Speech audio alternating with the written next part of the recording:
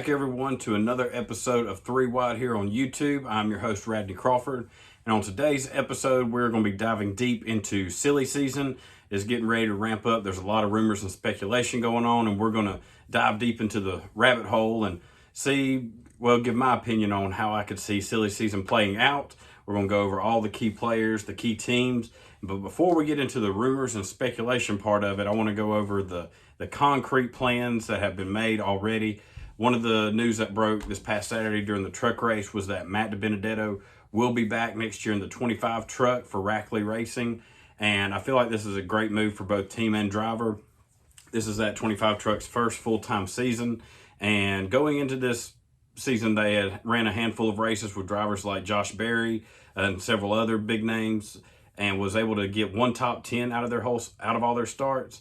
Whereas this season, Matt, he has gotten them in the top 10 6 times so far. There's still a lot of season left for him.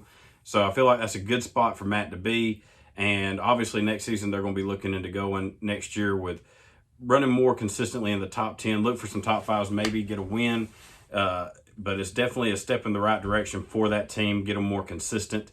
And on the Cup side of it, news did break that Erik Jones, he is working on and pretty close to signing a multi-year deal to stay with the 43 car. This is another big move and a big winning move for both Erik and the Petty GMS team.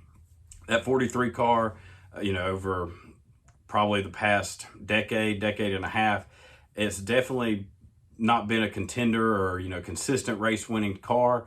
I feel like with Erik getting in that seat, it's definitely brought, more consistency to that team. And, with a long-term deal, he could easily get that car back into victory lane, get it up to being a race-winning car consistently, able to get in the playoffs.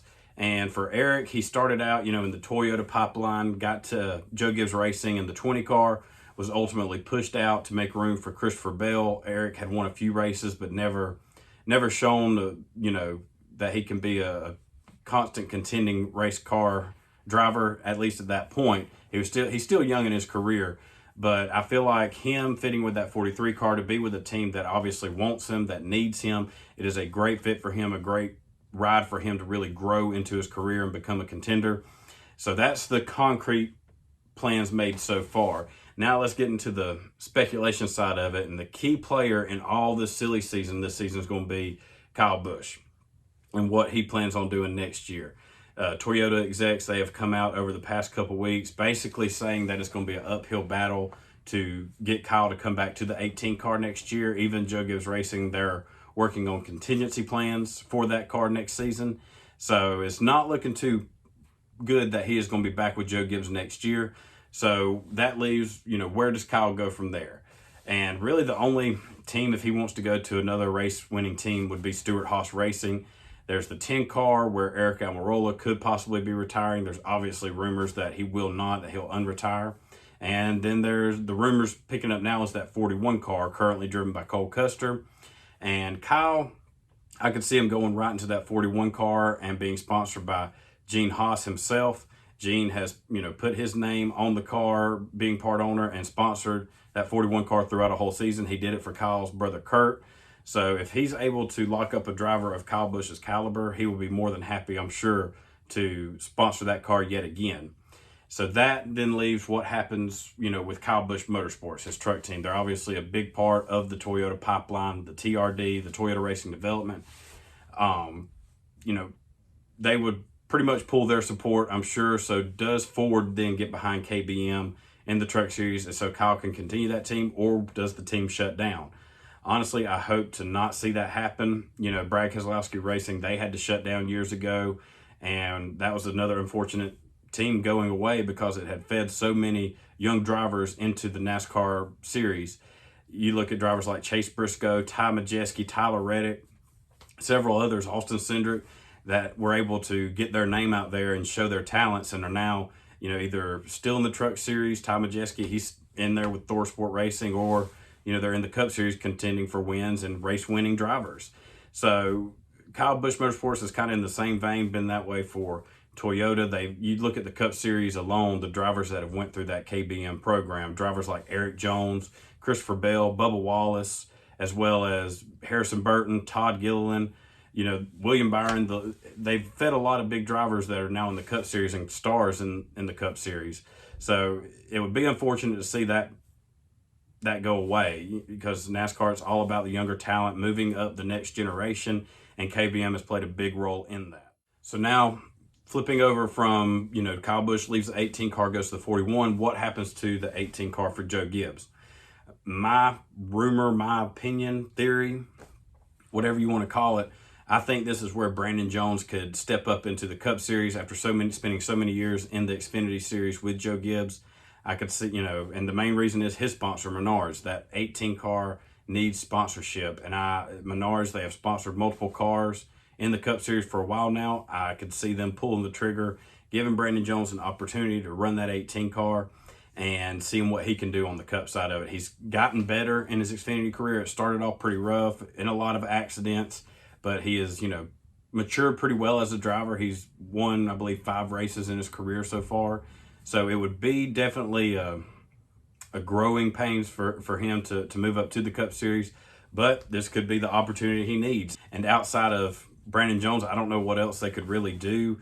You know, do they go full-time with multiple drivers? Do they, you know, put Brandon Jones for a part-time slate in that 18 car, share it with Trevor Bayne, who's done amazing in his part-time starts for the Xfinity side of Joe Gibbs Racing? I'm not sure, but if I had to put my money on it, I wouldn't be surprised to see Brandon Jones move up full-time to that 18 car if, you know, everything works out the way I'm speculating right now. And of course, all that hinges on, you know, does Joe Gibbs stand by his word and keep Ty in the Xfinity Series for one more year? You know, you got Martin Truex Jr. coming back next season, but I feel pretty confident that next year might be his final full-time season in the Cup Series. So that would be another open seat for Ty to jump into, or move whoever's in the 18 car to the 19 and give Ty the 18 car. So switching gears to the 10 car, let's say Eric Almirola follows through and retires. Who goes in that 10 car? Obviously, the top choice would be Ryan Preece, who had signed a deal earlier in the season with Stewart-Haas Racing. Not really, I want to call it a developmental deal, but I guess kind of an on-call contract, if you want to call it. He's raced some races with DGR Racing in the Truck Series, some multiple teams in the Xfinity Series. Obviously, he is a very talented driver, has never gotten to really show what he could do with a top ride in the Cup Series. This could be his chance to get up there and show what he's got. He could be an excellent part of that team, I think. If not Ryan Preece, could it possibly John Hunter Nemechek, who's driving for KBM in the Truck Series? He went down from the Cup Series to the Trucks, trying to rebuild his stock and get himself in better positions for, you know, solid team offers. And he's definitely shown, you know, that he is worth getting a top ride in the Cup Series. That could be an excellent place for him. Obviously, Smithfield would be, you know, make the call on that if they're wanting to stick with the 10 car, stick with Stewart-Haas Racing. They have a pretty big say on who would take over that car. So it's kind of yet to be seen on who takes over that 10 car, and a lot of that depends on whether Eric Almirola comes back next year or not. And so pretty much the only car that really leaves left to talk about, at least off the top of my head, is the 42 car for Petty GMS Racing, who's going to be teammates with Eric Jones next year. With Ty Dillon not coming back, the name that keeps coming up that everybody's talking about is Noah Gragson, making the move, you know, from Junior Motorsports to Petty GMS, still a Chevy team. And with Black Rifle Coffee that sponsors the 42 car, they also sponsor Noah in the Xfinity Series with Bass Pro Shops. So that one connection you can make that makes sense. Outside of that, he could go to Colleague Racing and be their second full-time driver. Not real sure. I think if Petty GMS is able to get a hold of Noah and get him in that car, that would make Noah and Eric, you know, a sleeper, you know, to have a season next year, much like Trackhouse has had this year. So if they can get Noah locked up, that would be a huge win for them, and I think set them up in the long run for a very solid driver lineup. So before we sign off, I wanted to give an update. I saw where Kurt Busch is not going to be medically cleared for the race this weekend at Indy, putting Ty Gibbs back in the 45 car for 2311 Racing. You know, it's unfortunate to see Kurt going to miss another race due to this concussion-like symptoms. Hopefully he is able to get back to 100% healthy, and we would love to see him back on the racetrack, but the main important thing is that he gets better. We've seen drivers' careers get cut short, especially here lately with health issues, drivers like Dale Jr. and Casey Keane. You know, it's hard to say what's going to turn out with this. But, you know, we just want Kurt to get better and be back at 100%. This does give Ty an opportunity. At least he has a little bit more of a heads up to where he can be better prepared for this race. And who knows what he might be able to show. He's very good on road courses. And, you know, it could be a much better race for him this upcoming weekend. Like I said, now that he's able to have a little bit of a head start as compared to this past weekend where he pretty much knew late Saturday night that he was going into the Pocono race to make his first Cup start. And this will be another storyline to watch as the season progresses. With this injury, does Kurt pretty much either with his health, if he's unable to get back into this car, what happens to the 45 car next year? Or does he say, even if he does get 100% and able to race again this season, does he say, you know what, I've had a great career, I'm going to go to the house and, you know, call it a day? If he does, if he's able to walk away on his own, with his own decision, that'll be great into his career. Hopefully this doesn't take him out of it, take that choice away from him. But this will definitely be another thing to watch as the weeks progress. He does have a playoff waiver, but really that kind of feels like, you know, not too important right now for his career. It's just mainly we're, you know, worried about his health. So like I said, hopefully Kurt gets back to 100%. We'd love to see him back in a car, but health is what's going to come first in this storyline. And that'll wrap up this week's video. I thank y'all again for joining me and watching along.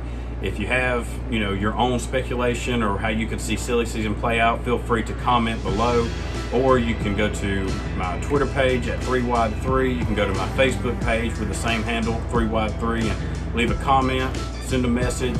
You know, we might be able to talk about it on the next episode and shout out some of your guys' ideas. But before you click off this video, be sure to hit that subscribe button. Like I said, we're going to be putting out these videos weekly, constantly talking about things that may not have made their way onto the podcast or any of the news that's broken over the past week. And y'all enjoy this weekend's racing at IRP and Indianapolis Motor Speedway. We'll meet back same time next week and go over all the action and all the news from this past week.